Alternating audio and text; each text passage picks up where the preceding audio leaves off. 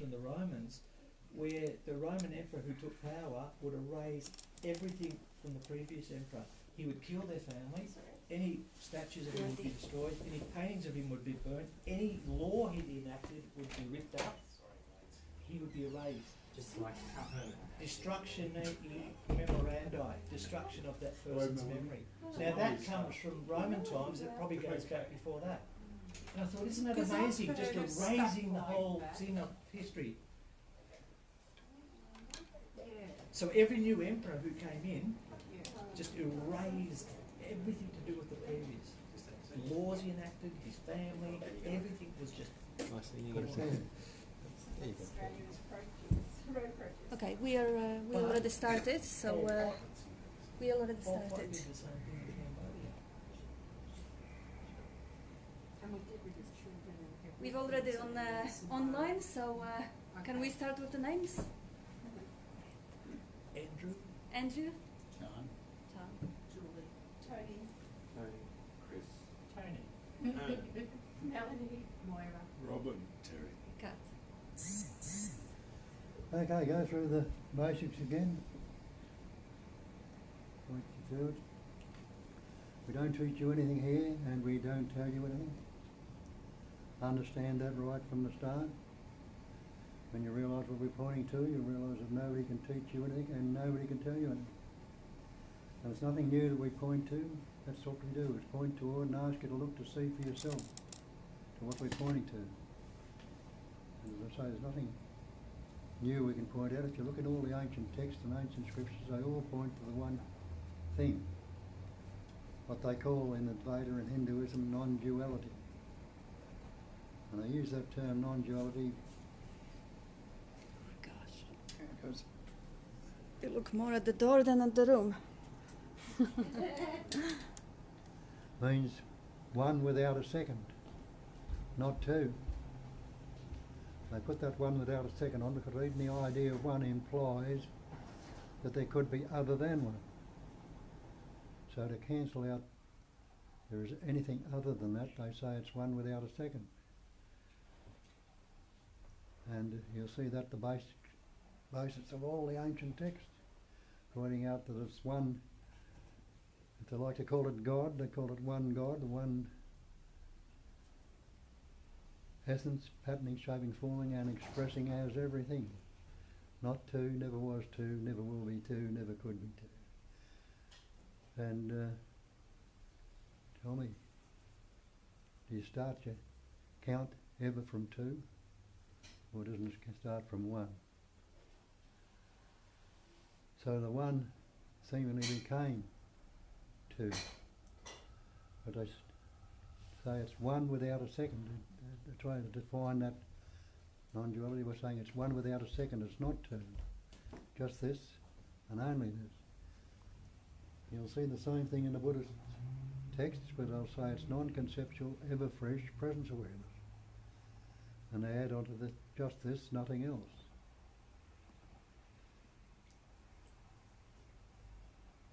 And anyone in this room who is not aware of being present right now, that a presence is right with you, right where you are. So have a look, you know, you must recognise that that's what you are. You are that presence awareness. The awareness of being present or right in this moment, right in this immediacy. Christianity and other religions will talk about the same thing, but they'll say in Buddhism they'll tell you that it's non-conceptual, ever fresh presence awareness. Add onto it just this, nothing else. Anyone who's not aware of being present right now, that presence awareness is up with you right in this immediacy right now. So you must be that presence awareness. You can't negate that presence. You can't put any label on it, give it any name or form, but you can't negate it. You can't negate your beingness. And that's a different way again. They put it in Veda, where they call it Satchitananda. Existence, consciousness, bliss. Anyone who's not existing right now. Anyone who's not conscious or aware right now. Anyone who's not happy to be right now. So you are that existence, consciousness, bliss. Another way of putting that is being, knowing and loving to be. Anyone who's not being right now can negate your being. Anyone who's not knowing right now, anyone who's not loving to be right now.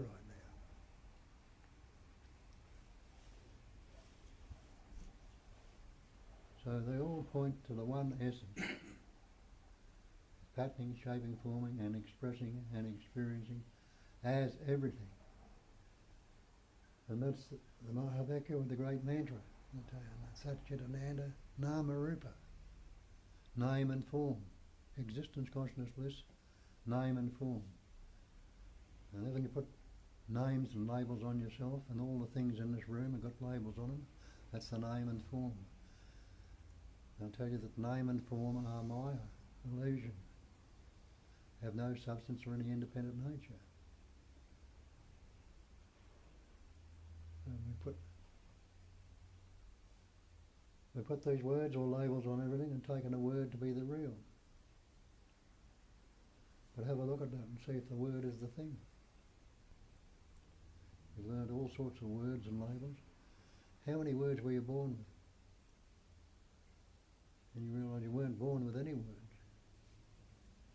And every word you've ever spoken or ever likely to speak has been learnt along the way, been picked up along the way. They tell you again in the scriptures that this manifestation, the Nama Rupa, the name and form, is Maya. It's illusion. It's only appearing to be so. And they'll tell you it's a phenomenal manifestation. Look up your dictionary definition of it. The definition of phenomena is that which appears to be. Pointing out it's only appearing to be so. It's not its actuality, it's not its reality. But we've taken it on to be real. So that's what we ask you to look at. They say this Satchitananda and the Mahavakya, the great label they put under, is that. I am that. This is that. Everything is that. And don't you know that in your language already? When you say that is a chair, that is a carpet, that is you, that is me, that is everything else. Everything is that which we put labels on, or words. Now how did you begin, or where did you begin? Can you remember your birth?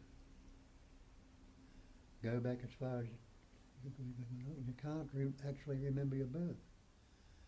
You'll say, I was born, but you don't remember your birth. So when did you begin? You'll realise you didn't begin till you were about 2.5 years old when you learnt words. Have a look at that. Before that you were 9 months in the womb. What were you doing about it then? What could you say about it then? You couldn't say anything at all about it. In the next 2 years of your life, you were functioning spontaneously, naturally and effortlessly. You didn't have any words or labels at the time. Then you might understand that scriptural saying that talk about in the Bible. In the beginning was the Word. The Word was with God, the Word was God. All things were made by Him, by the Word. Now that word God is just a word. Nothing was made that was made without the Word. So it's all made up of these words, labels. And you didn't have any words till you were about 2.5 when the reasoning started. And we've learnt words. Where did you learn words from? You learnt words from your parents, your school, your society, your nation, initially from your parents. Every word you've ever spoken or ever likely to speak has been learnt or picked up along the way. There were no words which you were born with.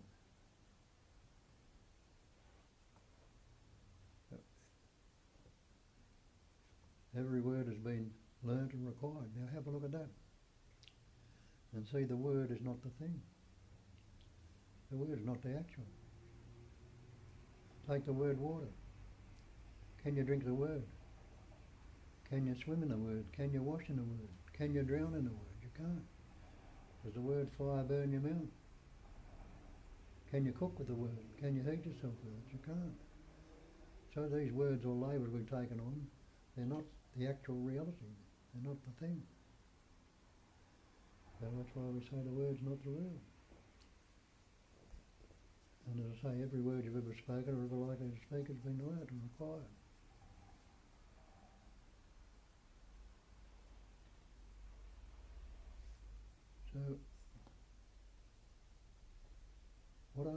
without the word? Can you negate that beingness? You can't say, I am not. All you can say is, I am. That's the knowing that you are, expresses or translates through the mind as the thought, I am. But are you that thought or word, I am? If you were, you wouldn't lose sight of it. Yet don't you gladly give up every night when you go to sleep? You forget all about the words. But it's not the finish of you. You go to sleep, you wake up in the morning and the word begins again. So, where was it when you were asleep? It wasn't there, but it didn't disappear without the word.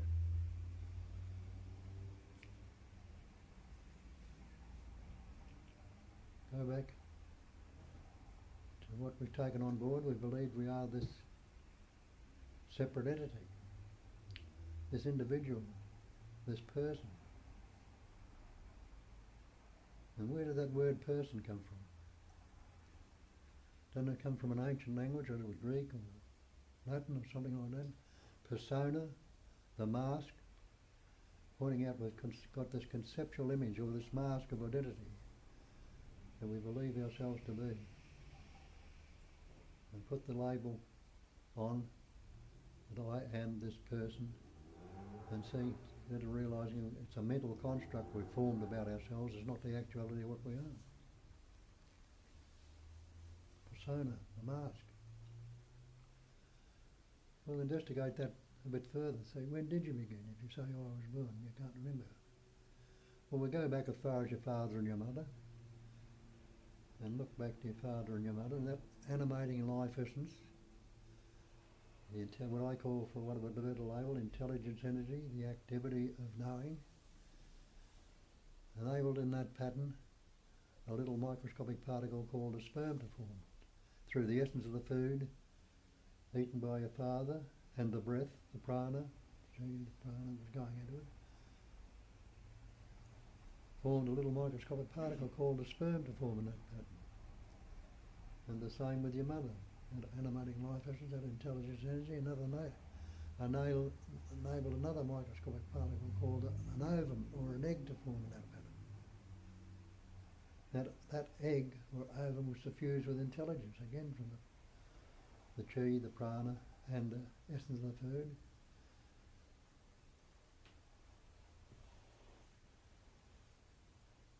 Formed that little pattern, and that pattern was suffused with an intelligence, an innate intelligence.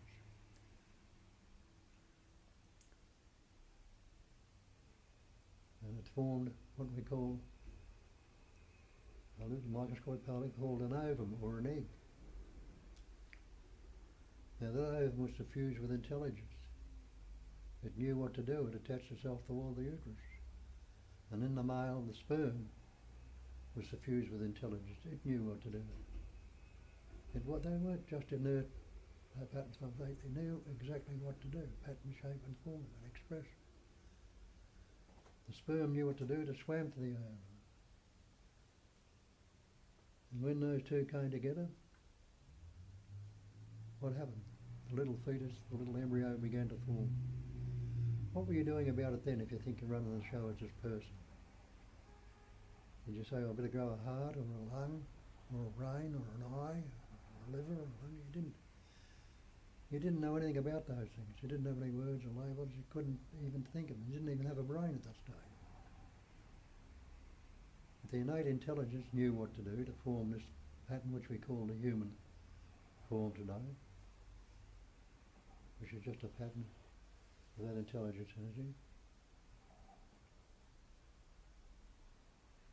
And after 9 months when you came out,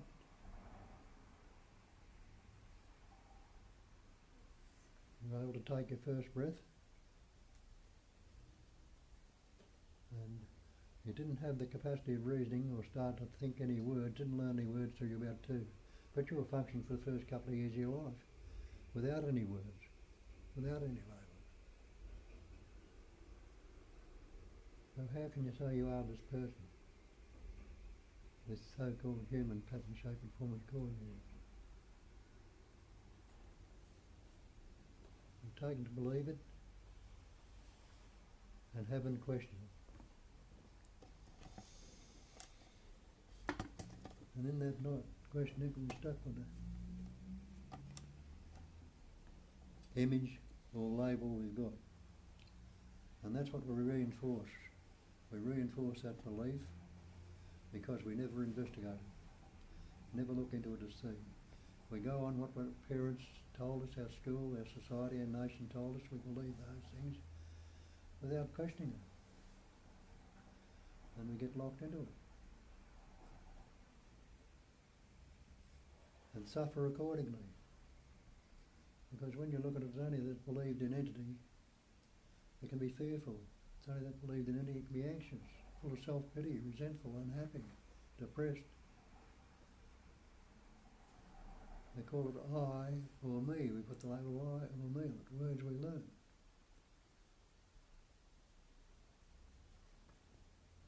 That's what we need to investigate and see whether you are this conceptual image, this label entity you believe yourself to be.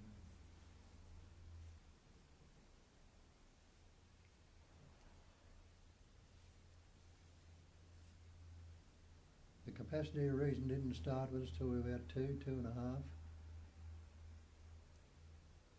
when we started to learn words. And that capacity of reasoning is a very useful capacity these human patterns have, which other animals, birds, insects don't have that particular capacity to the extent we do. They have other capacities we don't have.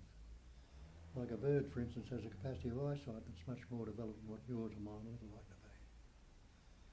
It has a capacity of flying.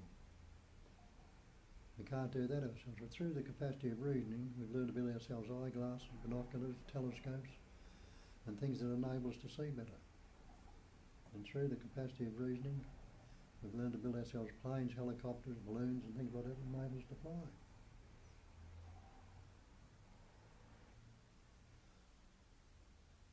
But we can't do those things naturally. So this capacity of reasoning can be very useful. But it's also very self-destructive because it's a vibration. And watch your mind and see how it vibrates. And I say it's always vibrating dualistically. If you're not in the past, which is memory, you're in the future, which is anticipation and imagination. Within that range, it's constantly vibrating dualistically. Good, bad, pleasant, painful. Watch your mind. Happy, sad, loving, hating, positive, negative. Have a look and see if they think any other way. And see the boundaries and limitations and labels we put on them. Are the good, the bad, the pleasant, the painful, happy, sad, loving, hating. They're the words we put on the limiting it. Winding ourselves in concepts, words. And as I pointed out, the word's not the thing. You can't drink the word water or wash it. The word's not the thing. So we've learnt words and believed in the words and have a look at how that functions. Well, you can't do much with I or me. They're two words we've learned. I and me. Parents fussing around us. Tell me I'm little Johnny or little Billy, I'm a good boy or a bad boy, I'm this, that and the other. And I take on these beliefs without question. And then I start to reason, I am this little Johnny they're talking about. And I look out there and look beyond what I think is little Johnny and see there are other things there that all I can say about them, they don't fit little Johnny, so they're not I, they're not me. And that's when the sense of separation comes about upon us. From then on we feel separate, isolated and alone. So within that sense of separation comes insecurity and vulnerability. And that's when the search actually starts in that. In that time when we take on that idea of insecurity and vulnerability, we're looking to become secure, whole and complete. Not realising we're always whole and complete right from the start. Always have been, always will be. There'll be nothing other than that. When I talked about the mantra for I am that, thou art that, this is that. Realise innately you know that already. Because you don't just say that's a chair, that's a carpet, that's the mirror, that's the window, that's the tree, that's the flower, that's the bird, that's you, that's me. We already know everything is that, which we put other labels or words on it and labeling, and taking those words, labels, and thinking something you believe is separate from that. That is all there is. I am that, that is what I am, that is what everything is. Everything is that.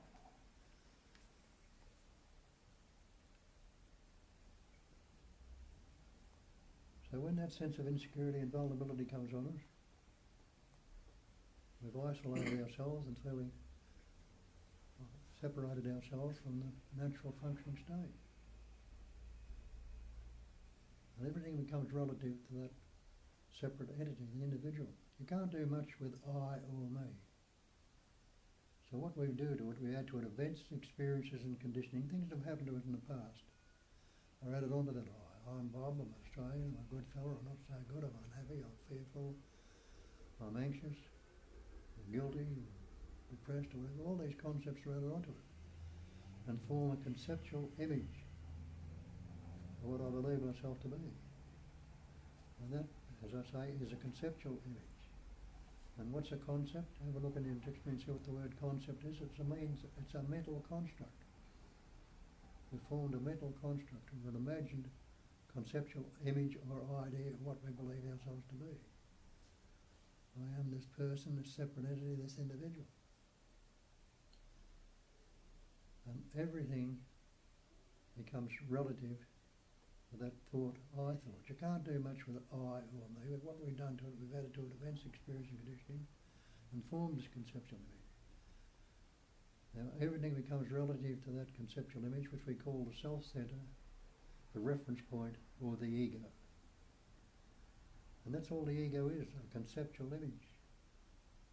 And it's a dead image at that, because it's based on past events, experience and conditioning.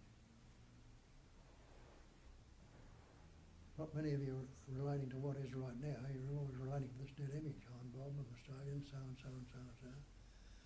Because they relate to the dead image. Now that dead image can't keep up with life. Because life is spontaneous. It's not time bound at all. There's no duration to it whatsoever if you look at it closely. You'll see that time is just a mental concept also. You ask yourself what's wrong with right now if I don't think about it, or if I ask is there a past if I don't think about it. Can you say there's a past without a thought? You can't. Can you say there's a future without a thought? You can't. Then you'll try and tell me I was in the past. I'll say, well, try and go back and actually live a minute ago, or a moment ago, or last week. Can you go back and live last week? You can't. You can recall it. And the only actuality you're giving is what you're recalling right now. You can't actually go back and live it. The same with the future. You can't live a moment in the future. You can anticipate and imagine the future. And the anticipation and imagination is only what's going on right now. So when people say you've got to try and stay in an hour, I'll say try and get out of it if you can. Because it's always the spontaneous immediacy. That's the actuality. Spontaneous immediacy. No time to it whatsoever.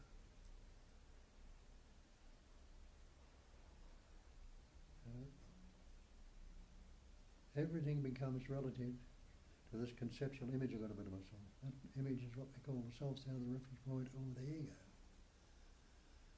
Now, wouldn't it be imperative that you had a look and see if this ego was real or not? See, there is such a thing as an ego. People tell you you've got to kill this ego, get rid of it, just stamp on it, do what you like. But down through the ages there's always been someone who pointed out the ego is a total fiction. It doesn't exist at all. So it's pointless trying to kill it or stamp on it if there's nothing there.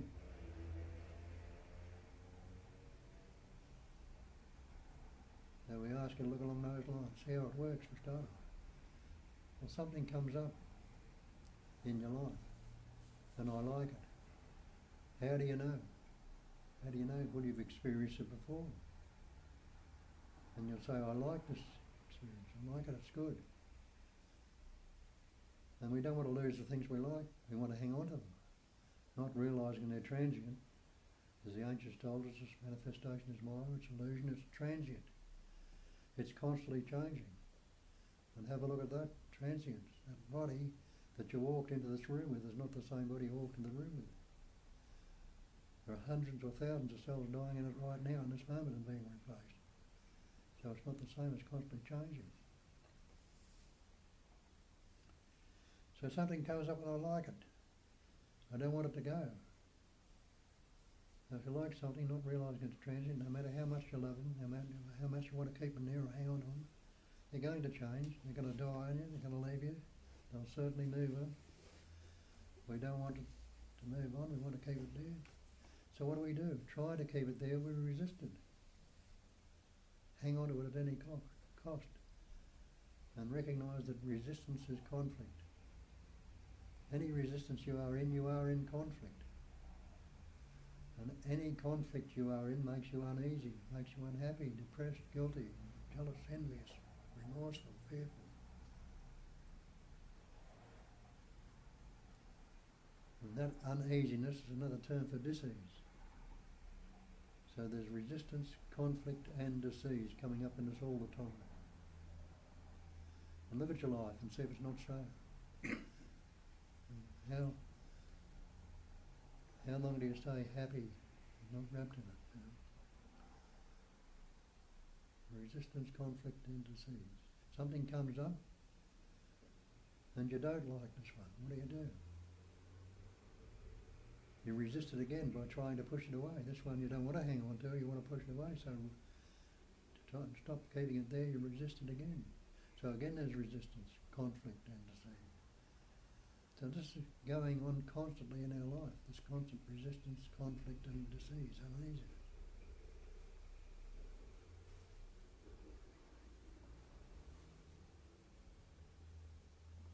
So you see from that me is the cause of all my psychological problems. It's only me that can be fearful, only me that can be unhappy or anxious or depressed, guilty, this conceptual image. It's all from me. Me is the cause of all my psychological suffering. All caused by the belief in this ego. Now when we had a look and see if this ego is real or not. And if me is the cause, what's all my problems based on? This cause, relating to this cause, relative to this cause. And if you look in the scriptures, that's all the so-called karma is cause and effect. If me is the cause, where can the effect lie? What happens if I ask myself the simple question, can there be an effect if I'm not related to the cause me? Or can there be? And you don't have to be a Rhodes Scholar to work that out. If I'm not related to the cause me, where's the effect lodge? And you must realise it changes by itself without resisting or any conflict. Like it's doing anyway. Everything is constantly transient, it's constantly changing. So it's imperative to have a look and see if this me is a fiction or not. We ask ourselves to look along these lines and see for yourself. Because nobody's going to do it for you. That's what you need to understand in this. You're not going to get it from anybody. Nobody's ever going to do it for you. Nobody's ever going to give it to you. Because, as I say, all this manifestation is like shadow pictures on that screen, a basic screen of stillness, silence, emptiness. Shadow pictures. What's a shadow picture? How real is a shadow? Unreal at all. So we need to recognise this and investigate it. We ask you to look along those lines, so that everybody is seeing right now, everybody is hearing right now. That's not a trick question. Isn't that a fact? Aren't you seeing and aren't you hearing right now? But ask yourself this. Does my eye tell me I see? Well, my eye's not saying, look at this, Bob, or look at that. Is yours? The seeing is happening through the eye. That's the instrument that the seeing is happening. And it's translated by the thought, I see. The eye's not telling me I see, but the thought comes up and translates it and tells me I see. The same with the hearing. My ear's not saying, listen to this, Bob, that's good, or listen to that. My ear can't say anything at all. Can yours? Have a look, question it, see. My eye can't say anything. I see, the ear can't say. I hear, but the ear is the thing, the instrument through which the hearing's happening. It's translated by the thought I hear. But ask yourself this, can that thought I see actually see? Or to see for yourself, shut your eyes and look around the room and see what you can see with a thought. You realise you can't see anything at all with a thought. You can picture things in your imagination, in your mind, but you can't actually see what's in the room with your eyes closed. Put your hands over your ears and see what you can hear with the thought. The same thing, if your ears are blocked off, you can't hear anything with the thought. So you see from that the thought I see cannot see.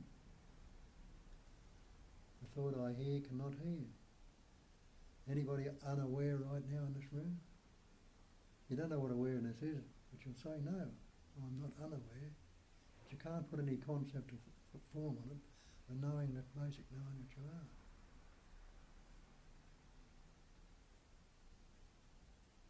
So the thought, I am aware, is not your awareness. We all think we choose our thoughts, but why would you ever have an unhappy or miserable thought if you could choose them?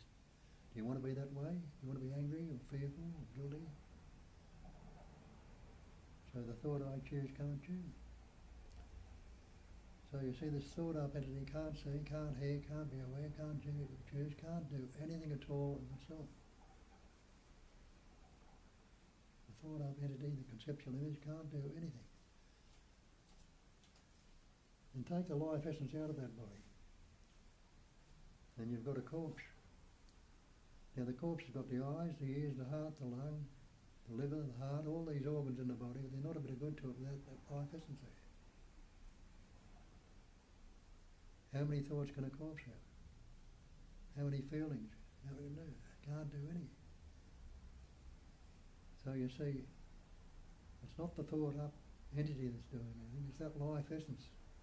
The livingness is the same life essence that's functioning in its manifestation, which is pointed out as all appearance anyway. It's no substance or any independent nature of itself. It's the life essence that's doing everything. There's no ego that's doing anything. That's what we ask you to look at and see for yourself.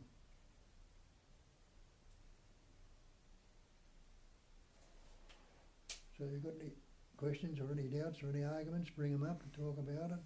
People have been coming here a while and seen through this, can tell you all about it, a lot about it. But there it is, so get into it. Away you go.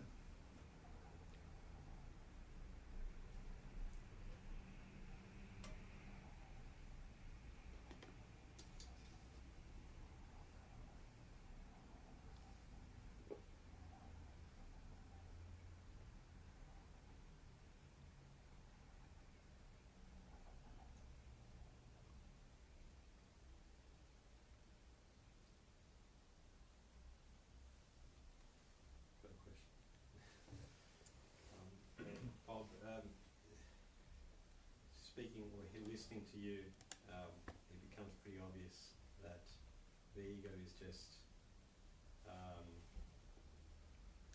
mental thoughts of the past and the future, and it's got no relevance here and now. And it seems that I've heard you teaching in the past. It's the key is to see through it again and again. But sometimes I get caught up in my ego, and then I default to some sort of behaviour, and then 20 minutes later I go, hang on, I got caught up in that again. Any comments or suggestions? Well, you keep recognising it. Is it lasting longer with you now? Well, with you it's easy. Pardon? With you it's easy, but yeah, it is, because I am about progress.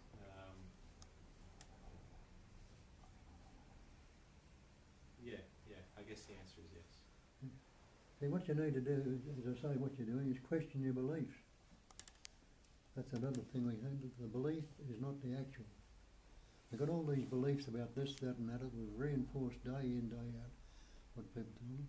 But look up your dictionary definition of belief. It's an unquestioned acceptance of something in the absence of reason. Acceptance of an alleged fact without positive knowledge or proof. So you put your beliefs to that test, they'll fall apart, because that's all they are. Believed to be, so they're not the actual, they're not the real. So when it comes up, and you seem to get caught in it, ask yourself, who's this happening to? Well, this answer is happening to me. But wait a minute, I saw through this so-called me the other day, there's nothing there. Is there anything there now? And so if you can really find something, if you looked at a little bit, you realise there is nothing there with any substance or any independent nature that can stand on its own. And the more that's recognised, the less and less you're going to hang on to the old habit patterns and old beliefs, you know, they're going to fall away. And you're left with what is, just as it is in a song. What is means unaltered, unmodified, uncorrected. Leave everything as it is and it changes by itself, just like out there in a manifestation. The earth's rolling around the sun right now, and it's constantly changing, you know. On this side of it, when the earth is facing away from the sun, it's darkness. On the other side, when it's facing towards the sun, it's light. You know, what does the earth know anything about that? What does it know about the movement around it? That's the same with everything, spontaneously happening, naturally of itself. We've taken a belief and taken it to be real. There is some actuality in any of it. It's all, as I say, it's all Maya, it's all what they call Maya, illusionary, like a dream. And it's they call it a phenomenal manifestation. Look up your dictionary definition of phenomena. The definition of phenomena is that which appears to be. Though it's seemingly real and solid, it's only appearance anyway. You and I and everything in this room appears to be real. But it's not, it's just vibrating patterns of that intelligence energy. Just vibrating, as I say, just evanescent shadow pictures on the screen of silence and stillness, which has never been corrupted or contaminated by anything it appears on. But it's seemingly so, it's appearing to be so, it's appearing to be real. But in the continued investigation of it, and that conviction must arise that there's nothing solid or substantial about anything of it, anyway. It's only seemingly so.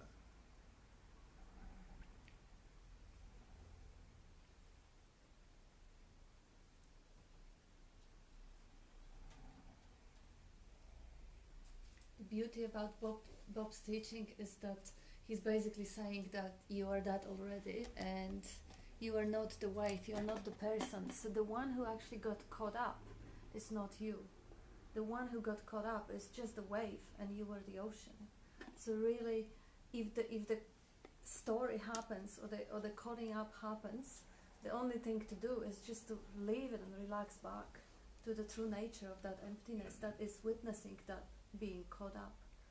Because that's what he says, gain the certainty that you are already that. There's nothing to become, nothing to be done, nothing to be even done about that old pattern, old habit pattern of, oh my God, I got caught up. And see, it usually happens that you recognize being caught up after you wake up again. So it doesn't really matter. Dwelling in the past and saying, oh my gosh, I was lost for 20 minutes. Doesn't matter, it's gone right now. I'm recognized. I know that it's just really living in a moment to moment, letting go of the past where you didn't caught up because you are the space, you the emptiness, you can't get caught up. But the content got the attention. The thought stole the show, or the wave started waving. But it doesn't matter because right now you recognize it. You see, oh, okay, that is the past, it's gone. I think what I'm finding as well is certain patterns I can see through quite quickly, and then they sort of fall apart quite quickly. But then there are other patterns that are very deep-seated, and Mm. and sometimes I can stay present, and other times I don't, and I'm just going, you know, that's why I asked you, Bob, what do you do? And you basically keep chopping at that same ego tree, going, Yeah. Well, there's still patterns, aren't there? yeah, Whether they're seemingly strong or weak or whether, they've got no power of themselves. There's only the one power in the manifestation. Would it be useful to ask what's aware of that belief? Hmm? What's aware? What's aware of that belief that you were lost? Mm. oh yeah, Yeah. yeah, you're back to that. Mm-hmm. What's aware of being aware? Yeah, that's one of the primal, like, who am I or what am I? You know, what's aware of being aware? Because we're all aware. But, you know, you look to see what's aware of being aware, and there's nothing. It's the awareness itself, cognising itself, like two mirrors looking at each other. It's Well, like a yeah. trick that makes it look like there's two when there's only one. That's the trick. If you put it negatively, anybody in this room who is unaware right now, you say, no, I'm not unaware. So if you're not unaware, you must be aware, but you can't say what that awareness is. You can't put any label or any concept on it. But you know for absolute certainty that you're not unaware. You're not unconscious right now.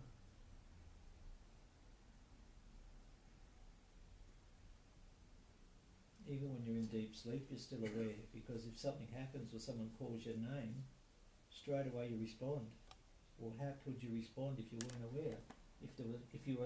If you were under anaesthetic or something, a chemical had knocked you out, you wouldn't respond. But the fact that when you're in a sleep you do respond shows that your awareness is there. It's just that the mind stops, so you think there's nothing there. You think, oh, I was in a deep sleep, I was in a void. But you're not. It's just that conceptualising has completely stopped. You're not dreaming or anything. So there's just pure awareness. But if someone says, hey, John, you straight away go, yeah. You respond. Well, what's responding? Only one thing, isn't there? It's awareness. It's there 24/7. Because I always often wake up at night, and I look around the room, and you say, well, it's dark. Well, how do you know it's dark? What's lighting up the darkness? If it was really dark, you wouldn't be able to see anything. But the fact is, you can see everything in the room. So what's lighting up the darkness? It's your awareness. It's lighting up the darkness, and your awareness is prior to both day and night. So it distinguishes both. How could you say it's daytime or nighttime if there wasn't a state that wasn't either? You wouldn't be able to do it, would you? You wouldn't be able to. You wouldn't know day from night unless there was a neutral state there. And what's that neutral state? Well, that's the problem. You can never say what it is. You can only say what it's not. You can say, well, it's not the body, it's not the mind, it's not my senses, it's not my feelings or emotions, it's not the organs or anything. You have to negate it. Because you can't say what it is, you can only say what it's not. So you really, and the best way to point to it is what Bob does. Very simply, don't need a 10-volume encyclopedia, But he's also pointing that, and this is really nice and easy way to look at it. It's not really that there is an awareness of something, but there is an activity, ing. He puts the ing. There is seeing going on. There is knowing going on. There is decision making or choosing or waving. The ocean is waving going on. There is content going on, and the awareness, the knowing of the content is what we are. And like now separating, there is a knower, being aware of the content is already missing the point, because we are back in the duality. While there is, because it doesn't make any sense to create the awareness, the awarer and the content of awareness. It makes no sense, because if there is a knower and a known, without the knowing, they both collapse. So without the knower, there is no knowing. Without the known, there is no knowing. So they're not really separate, they're one thing. The mind always segregates and splits everything to create that illusion, that Maya. Without the mind labeling and distinguishing one thing from another, there would be just a blob, like a baby who doesn't distinguish the sounds from, because it doesn't really, it doesn't even segregate or separate just yet, because the machine isn't tuned to do that. But as the way that machinery, that software, learn to recognize things and label things and distinguish things and see the content, it divides the world into the seer and the seen. But that's not the reality. The reality is the activity, the recognizing, the knowing, the seeing. But who is doing it? In the immediate experience, I can't say that there is anyone doing it, because I need the thought for this. I need the thought to know that there is a person sitting on a chair. Without the thought, my experience of seeing is just that. And I can't even say where it starts. I can't say it starts from my eyes, because to assume that I have eyes, I need the thought. Without the thought, without dividing everything with the mind, is just pure experience of being. And the being on the level of the senses is seeing, hearing, tasting, touching, smelling. Is divided, the plain being divided into the channels of the device on the holes in the body. But, so even the recognizing is just an activity spontaneously happening. It's not that awareness recognizes itself. It's not that I recognize my unawareness. No, it's just knowing. Like Bob is using Satchitananda, being, knowing, loving to be. The being and the knowing and joy of being, they're all one. They just, again, for the sake of pointing, they're being shown from different angles. Like in Christianity, the omnipotence, omniscience, whatever. They're just different angles of the one activity. So just really coming back to the one without doing anything. Because the more thinking, the further away we go astray from that singularity. The less thinking, the more natural just sitting back.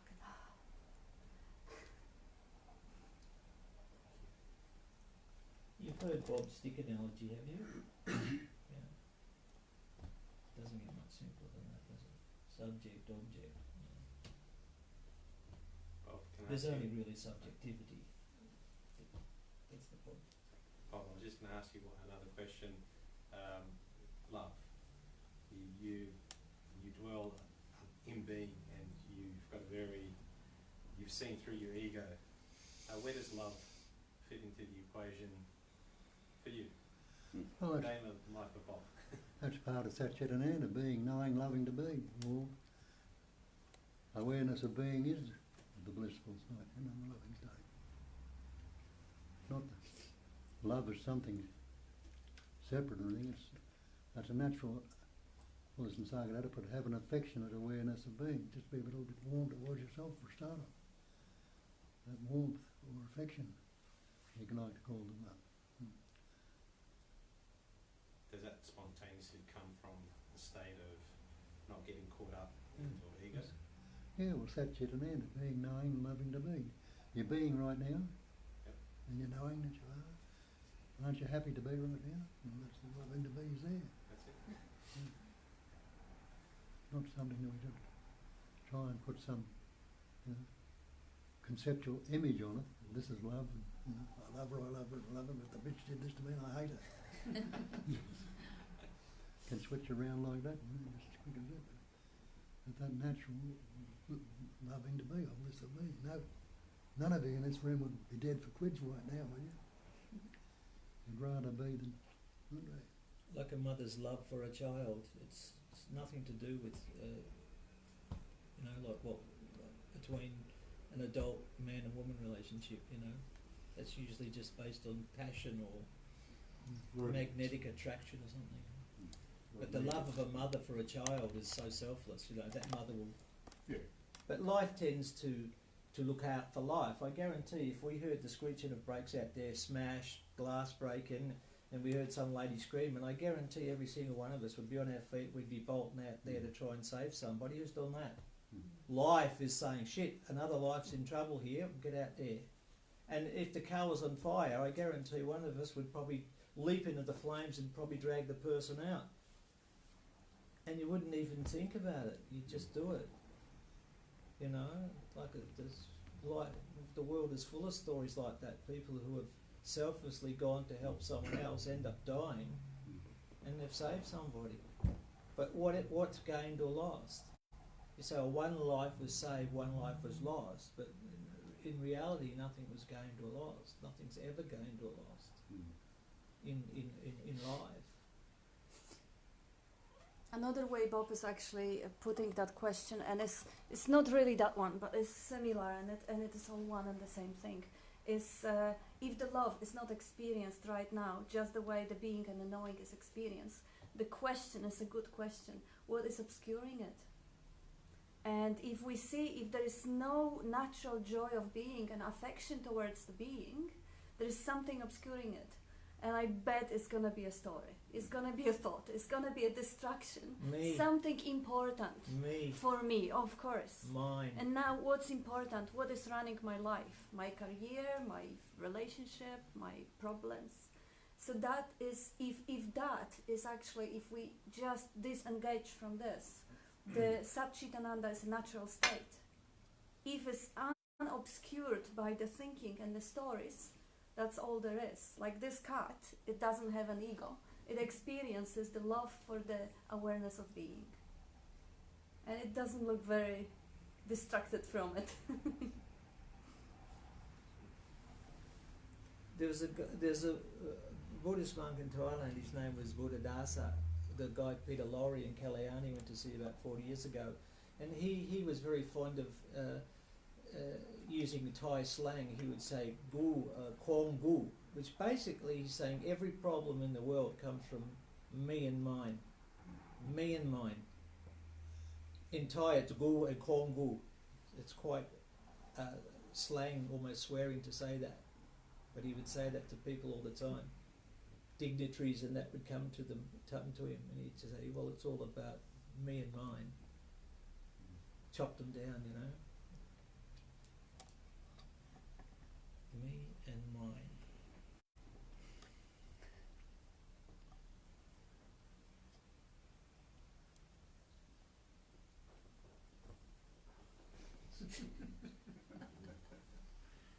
So the stories don't go away. No. The stories don't go away. It's just there on their mind, really, their mind. So when we can move, well, when there is a movement beyond that, then there's existence, awareness, bliss. Is that what you said? Yes. Existence, awareness, bliss. There's sort of that's a completely different dimension.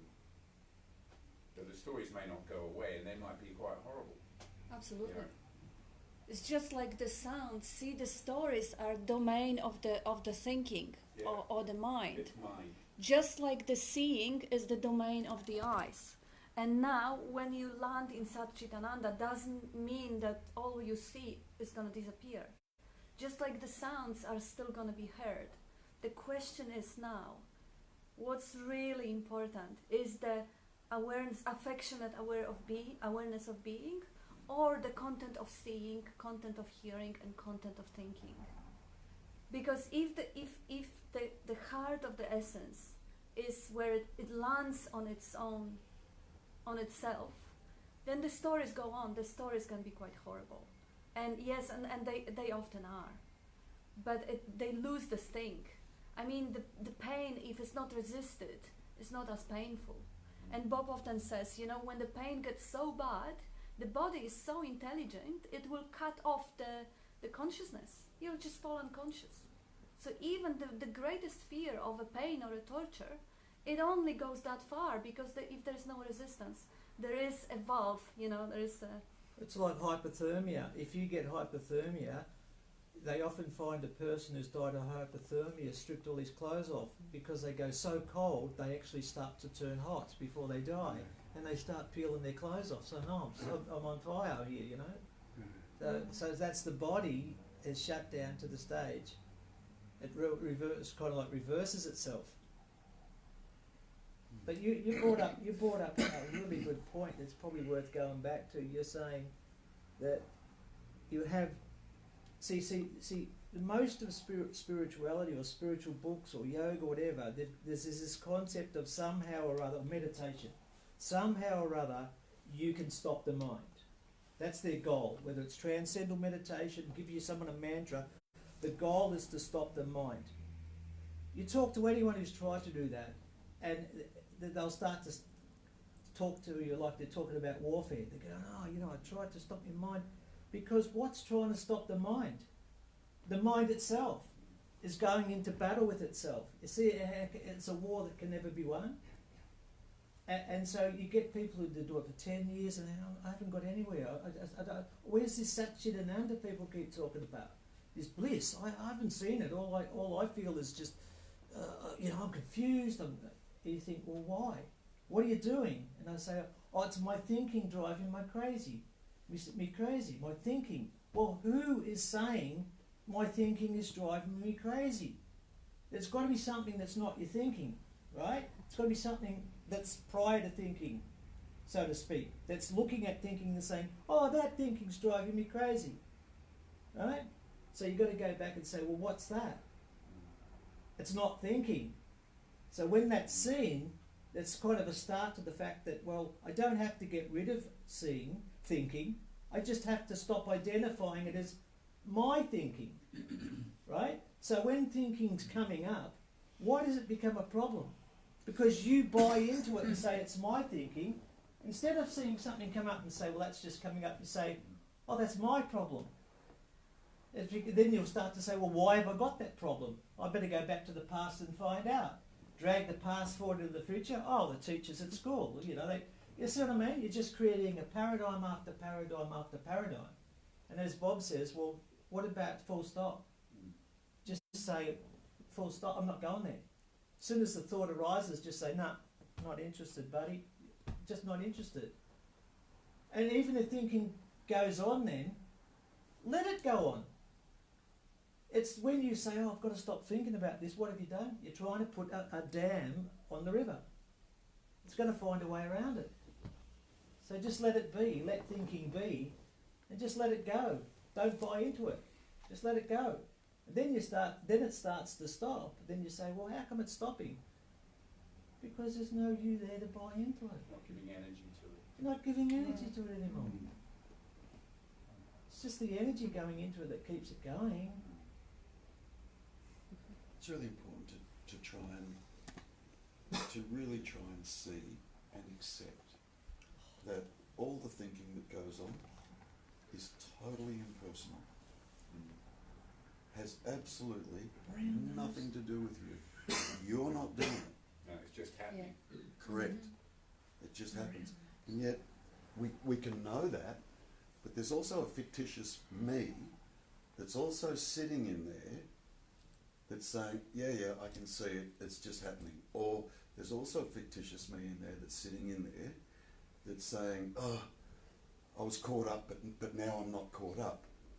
You know, so initially we look at, you know, those base everyday thoughts that run through our head, whatever it may be. You know, I'm not good enough, or I'm not getting this, or I'm never going to get this, or what's wrong with me, or whatever. But to take a step back from that and try and see what's been affected by those thoughts. Like, what is it that's being affected by the thought? And if you really have a good look at that, it's just another thought that's being affected by the thoughts. It's exactly what Andrew said. It's all one and the same thing, you know. It's particularly what you were saying. Yeah. So I've got it, I've lost it. I can see, now I can't see. I was suffering, now I'm not suffering. Who? What is that? That's either now seeing or not seeing, or suffering or not suffering. You know, it's not just about seeing the content of the thoughts that float through your head. That's a start. It's a great start. It's not just about that. This whole journey is about investigating whether there's an actual me or not. This is either true or it's bullshit. It's one or the other. And you can't be told either way. It's something you've got to look for yourself and really see. You know, so anytime you're catching yourself going, oh, I'm being affected by this, whatever it is that's going on in your head, you know, anytime you're catching that, the trick is to catch that that's being affected by the content of the thinking. It's a further step back. It's a deeper looking, yeah, as opposed to, you know, yeah, there's thoughts, and oh yeah, I get affected by thoughts, and when there's, you know, I get peace when there's no thinking going on. Who gets peace? Who gets affected by thought? And if you really have a look at it, it's just another thought. Yeah, you don't have to look for peace, because peace is already It's already peace there. is the awareness, So it's the that. field. It's a grabbing. All the warfare is It's going always on a in grabbing, you know. And when I was saying thought is completely impersonal, even that thought, I'm stuck, or I'm not seeing, yeah. Whatever it is, that thought is also impersonal. You're not actually creating it. You're not actually doing it. It's just another thought that arises spontaneously, like the thoughts that keep floating through your mind, just keep spontaneously arising as well. You step back and step back, and then watch that, and see the thoughts that, you know, your whole me is based on, and your identity is based on just an idea that you have of yourself. Only an idea. And that's what you're trying to turn to really find, as opposed to just getting to a point where you go, okay, I see I'm not my thinking, I can see all that, now come on, enlightenment. Doesn't happen, because there's still an entity there that wants something. In technical terms, you'd say you're not the subject, and there's not you've got the subject and the object, but it's only the subjectivity, which you are, that creates the seeming over here and the over there, which is the subject and the object. It's a trick. It's a cunning trick of the awareness to create the duality. The over here and the over there, the this and the that, the up here and the down there. So they're all just conceptual. Because any form of measurement, there's a very good line in the Yoga for Shishka. You should just remember this one line, you never get caught. It says, anything that has a beginning and an end is not real. Anything that has a beginning and an end is not real. It's a maya, it's illusion. Because if it has a beginning and an end, it's got a seeming duration. When you see Subject, object. you see that in the function, in the actual function, seeing, hearing, tasting, touching, smelling, the actual functioning. As soon as your I see, you formed a subject. I see this, I see that. That's become the object. So seeing has been divided into subject-object. Hearing been divided into subject-object. Tasting, touching, smelling, they've all been divided into subject-object. And subject-object creates space automatically, doesn't it? Because it has to create a gap between the two. Yeah. But the actuality is the seeing. Yeah. Hearing. It's the I-N-G on it, gives us some. Anyone who's not seeing right now, prove it yourself. No, you say I'm saying. Anyone who's not hearing. Anyone who's not tasting, touching or smelling, you know, the functioning's going on there right. You pulled me up about that many years ago, that awareness is even prior to space, because that's why Bob uses the term space-like awareness, because it's like space in the fact that it has no dimension, but space itself is still basically a duality, because there's an over here and there's an over there. But pure awareness, that over here and over there drops away, and there's just one homogeneous functioning. And until you experience that, it's very difficult to talk about it. Well, I think we do a good job here, but Bob helped me a lot talk about with that, because, you know, I couldn't get the hang. I thought, I'm moving around, there's awareness in me, I'm carrying it with me. It seemed pretty obvious. And then Bob said, is the awareness in you, or are you in the awareness? exactly. And I was completely paralysed for a few weeks thinking about that. And then, you know, weeks later, walking around, that came back. And all the thing about there's only one, and this idea of this entity is in that, started to kind of... It's either one or the other, isn't it? You're either in the world as a separate entity, or the world's within you as one homogeneous functioning.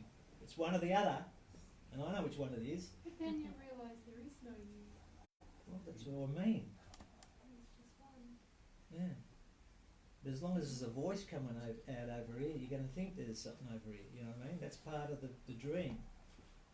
Like I went to bed last night and I swear I was dreaming about this car crash that burst into flames and the car had overturned, and I woke up and I wasn't on fire. I was in my bed, cosy as snug as a bug in a rug, as my mum used to say, you know. But in my conceptual dream, you know, there was a lot of shit going on. There was fires and I didn't feel hot or anything. It's like when you watch a TV show. I like watching Ice Road Truckers, and I always point out to my mate, I say, see when we're watching this show, Ice Road Truckers, you notice the TV doesn't start freezing over? The room doesn't start getting cold. You know what I mean? Because it's just an image on the screen, and that's what our life is, you know. That's what's the old quote, Bob? Jesus said, none shall come thy dwelling place. You walk through the world. Like my brother died 2 weeks ago. I missed my plane. I just had this horrendous run of seeming bad luck, which is only arbitrary anyway. I don't give a shit. Because it's like Jesus said, you walk through the world, someone drops down on your left, someone drops dead on your right, doesn't come thy dwelling place, because it's like buying into the TV show, you know what I mean? You buy into it while you're watching it, and you enjoy it, and you get involved in the characters and all that. As soon as it ends, that's how I see people's lives now, you know what I mean? Oh, so-and-so dropped dead, oh well. That show's over. Another one will be coming along. What else can you do? As you said, Bob, when Barb died, you can either sit around here, oh, poor me, and, you know, Barbara's gone and all that, or you have to get on with it. And it's not as if you've got a choice whether you get on with it or not anyway. You know?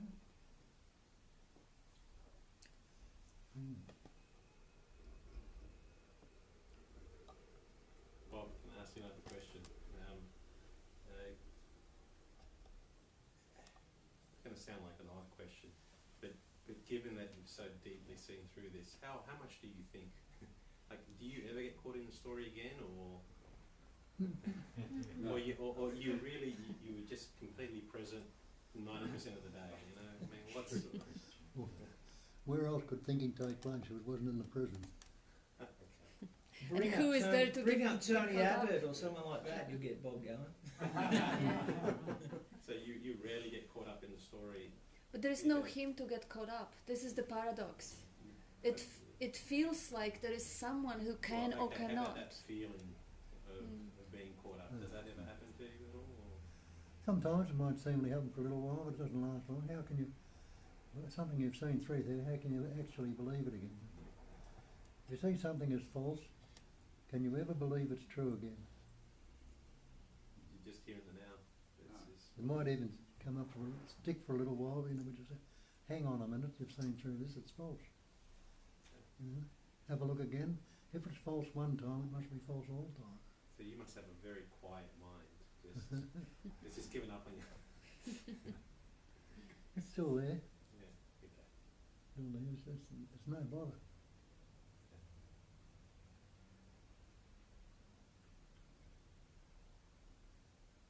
All the experiencing that's going on in life is going on all the time. But the old scriptural saying is, be utterly awake with the five senses wide open. Where you're hearing, seeing, tasting, touching, smelling, thinking, all happening. But most of the time, the way we are now when we believe in this me, we're fixating on one of those senses to the exclusion of the others, even though they're going on in the background, but hardly noticed. So it says, be utterly awake with the five senses wide open, and be utterly open with the unfixated awareness, where you're not fixating on one to the exclusion of all the others.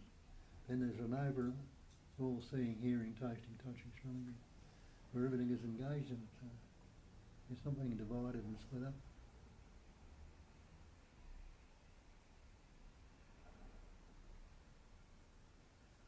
That's more or less living totally. Sounds nice. Sounds nice. Try it. It's yours for the time.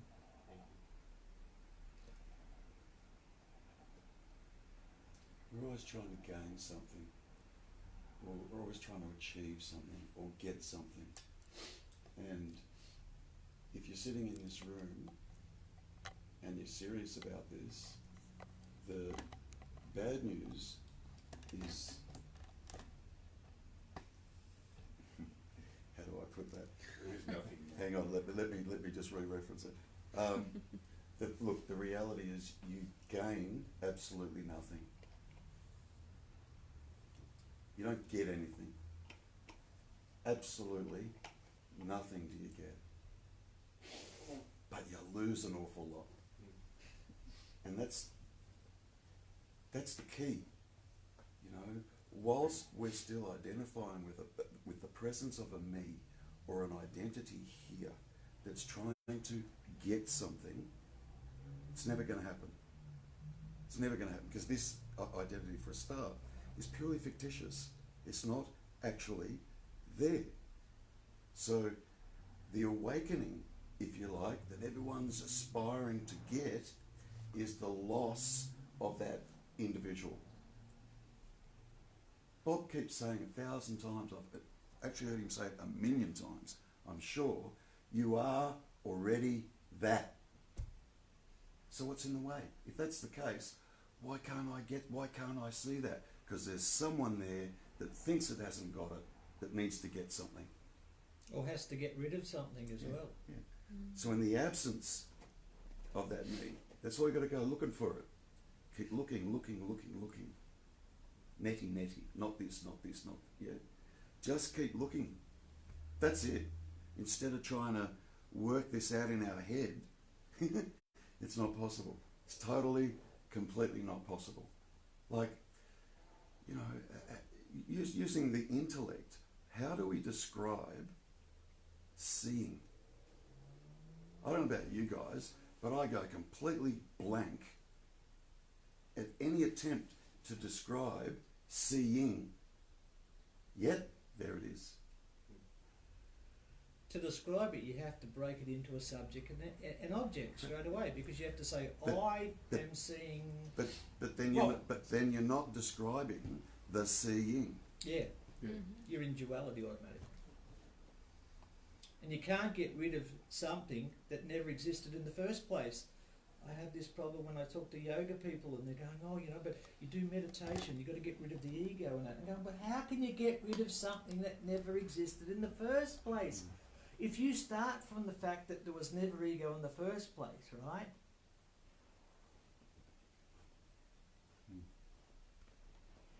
You know what I mean? You can't get rid of it because it never existed. And all we can do is conceptually point at it. Just, and they're all concepts. Every single word that comes out of my mouth is a pointer. It's not the actual thing. The me is constructed of all past events. There's all thoughts, memory. The closest I could get to describing who I am when you really look at it is I am memory. That's as close as you can get, trying to actually, without getting involved in the content of the memory. You know, this happened to me and that happened to me and oh, well, it's me and so on. The reality is the closest you can get to is I am memory. That's pretty weird. So we're going to bring the past into the present and call that me. The past is gone. And so all we've got in terms of memory is only a description of what once occurred. Just a description. And we keep reliving the description of our past, taking the description to be real. We're always trying to recontextualise it too. Yeah. We're trying to embellish it or you know, like what was a traumatic experience as a child now is laughed at. See, so you've recontextualised it and laugh about it now. At the time you were terrified. So. No, it's never real. That's what, I don't know if this will help anybody, but if you could possibly imagine that someone tapped you on the shoulder and you'd lost all memory of your past. It was just completely gone. You still knew that you were a male, you could still communicate, you could still see things and you knew what things were, but you had no recollection at all of your own personal history. If it was just completely gone, you'd still be here. But that conceptual idea of who you are would be completely absent. That'd be a kind of nice, still, quiet place to be. Bliss. It's just a pointer. But then again, if the mind's not there, the mind is your operating system that enables this entity, seeming entity, to survive as well. Because without a memory, you wouldn't know to look left and right when you cross the road, what you were taught from a kid as you remember it. You know, you wouldn't know trams are dangerous, you know, you'd walk out in front of a truck, you know, your memory and everything's there as your operating system, like the RAM in a computer. And the RAM in the computer, all it does is access the stuff that's stored on the hard drive. And so that's the way our brain works. Our brain accesses memory and says, well, right, and then it evaluates, it measures, it says, well, and it evaluates things. And it's a very useful process. Without it, you know, as you're saying there, you know, you might be blissful, but you wouldn't know what anything was. People would say, what's that over there? You'd say, well, I don't know, because you've got no memory of it. So it's useful, but as Bob says, when it swings the other way, and it goes down that, and creates a poor me, and I'm suffering and all that, it starts to become a burden, where it doesn't need to be. I'll just throw in a bit of Buddhist stuff. We've had enough of Advaita. I was wondering when you were going to start fire up. You're talking about, I'm just going to throw it on that. You're talking about seeing and seeing and so on before. Just going to throw in a few. This is not, you know, common Buddhist stuff. You're starting to get into the emptiness teachings and so on. But it says in the seen, only the seen. In the hearing, only the hearing. Now there's really not even the seen, but they use the seen because things do appear. But it doesn't mean, just because something appears, doesn't mean to say it's real. But so when we're talking about the seen, S-E-E-N or S-C-E-N-E, doesn't matter. There's just that seen. Colour, shapes and forms and so on. There's no seer. And there's also no seeing. There's no noun, a seer, and a verb, seeing. There's just the seeing. There's no agent behind it. There's no self there, some seer behind anything. It's very good. So there's just the scenery. There's just carpet. There's just things, whatever it is. But Tony, how does that differ from when Bob says the eye doesn't say I see, the ear doesn't say I hear? It's the same thing. Yeah. It's exactly the same thing. See, that there's something very subtle. I don't know whether it's appropriate. I'll ask you, Bob. That behind all of this, as I said, there's no seer, and there's no agent. There's also no ultimate agent or true self, or some of the words, or that, or awareness behind the scenes either. Something lurking behind, as though there is some ultimate reality. And I'm saying, this is Buddhist, there is no I am, or there's no that, or there's no intelligence energy, there's no universal consciousness, there's no Brahman, there's no whatever other words. That's the Buddhist. That's only, we're talking about emptiness sort of teachings. So it's eliminated. That's why there's no correlation between Buddhism and Advaita and the and Hindus. That's why there's been nothing but. You just described. He's got a point. He's got a point. He's got a point. Advaita comes from personal experience right here, right now, and he's coming from beautiful romantic philosophy. I like it. I'm not saying he's saying Oh my anything God. wrong. And He's it's sa- I'm not- beautiful, no. it's Oh, gorgeous, God. it's gorgeous. But how, I don't Tony, wanna hear what's that. your experience right now? Do you exist or you don't? Yeah. What's the Tony, experience? See, I don't. Tony, you No, can't no, I talk don't go about along. it. Yeah, see, I'm not going to No buy thing. into. Bob says no You can only thing. point to And it. he's Bob was going talking about on a big practical thing. stuff. No, and look, Bob just I'm uses not no after thing for what he's advice. saying. It's the It's same exactly thing. the See, same. It's It's it's basically getting not into the same at all. semantics. But you say that Jesus put all these people are coming Semantics, from Bob. fundamentally No the same thing, place, you and know. they're all opening their mouth and saying different words. And the trick for every non-entity is to actually look past the different words and just full stop it. Where it happens, it just happens. That I way. do That's it. Buddhism too. no, look, And look, it's isn't an Advaita meeting. No, but it is exactly That's the it, same that's because it. every. It's not Advaita Is meeting. this an Advaita meeting? No, it's not. This is not a Buddhist. That's It's true. not a It's not Buddhist Advaita meeting. meeting. I've never It's used not that a word. Buddhist It's Yeah. not Buddhist meeting either. But Look, you even that know cat's that getting we're- pissed. no He's one's coming read- out. Look, he's coming out. I'm just a philosopher. Go see him. Go see him. Chloe's What if it always works out. without doing that though? What if that's not actually a cut for a lot of people? Then? Yeah, but every.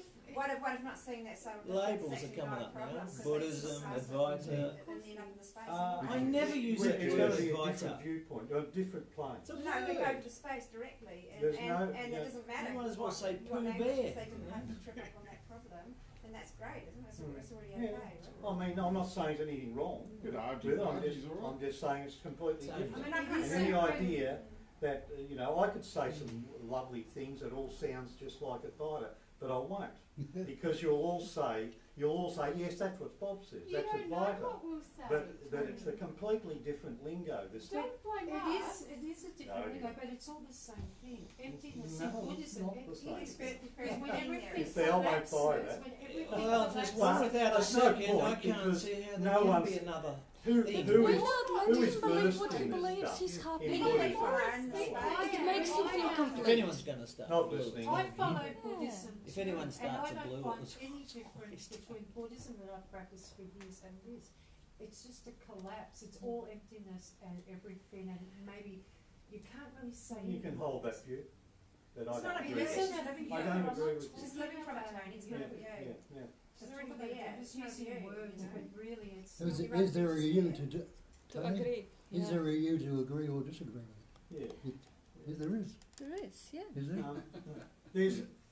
There is a conventional. Well, you just, huh? And everything that's going on here is just conventional, Yeah. you know. That doesn't mean to say that conventional is real. But we're seeing But I'm talking Buddhist terminology now. You will say, oh, that's duality, conventional. What? You know. Well, how do you know what we'd say?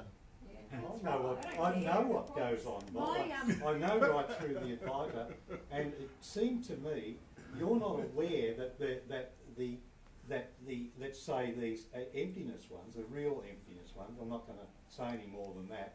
They do not agree with the Hinduism Advaita one little bit, and it's easy to dismiss the whole thing, And do you and think, it permeates right through. And Now, you think that- now look, now, it's wait a okay. minute. I'm just saying it's not the same as Buddhism. You No, need no. who But cares? you think- Advaita just a person, minute.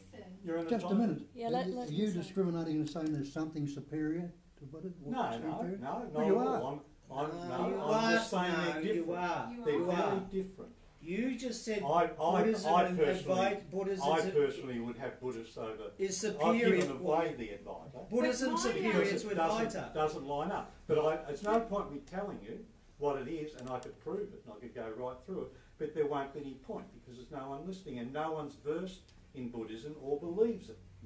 You know, But anyway, my so Buddhist for me to teacher, go opening up Buddhist now, I think it's a teacher waste is of the time. same thing That as is- waste God. of time. That is your So concept what? about it. Tony. So, you know, it's all the Mm. same. Buddhism's just a word. It is. Simple question. Why do you keep turning up here? It doesn't matter, does it? Why do you turn? Why does anyone turn up? No, like you, I would like to see if there was anyone put down a bit of Buddhist They read. philosophy and see if there's anyone interested. Oh, beautiful. Because I haven't found anyone interested in this. It's not one. Tony, what I I what was I joking, Tony. Maura was just I sitting just there said trying my to tell Buddhist you. teacher, who's a monk, is the same like Bob. he says the same things. Adrian Brundle is a very famous Buddhist teacher. Buddha I just Dasa don't is the agree same with as you. Bob. I've got a The book. same as I've got a Bob. book in the Thai Exactly the language. same. I read. It's called Me and Mine, right? Famous book, Buddha Dasa, and it's a he in Thailand. He's revered as a guy who teaches true Buddhism, right? The king of Thailand was the only monk he ever recommended you read his works.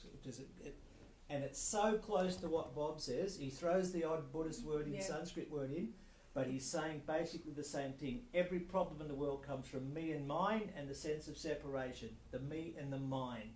That was his core teaching, and it says it on the back of my head here.